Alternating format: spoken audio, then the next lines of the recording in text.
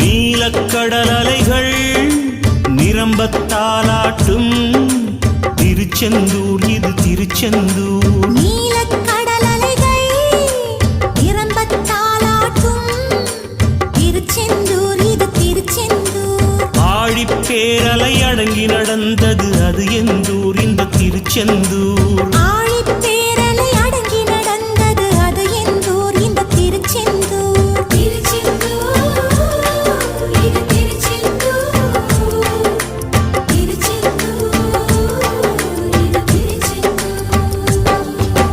நீலக்கடல் அலைகள் நிரம்பத்தாலாட்டும் திருச்செந்தூர் இது திருச்செந்தூர்.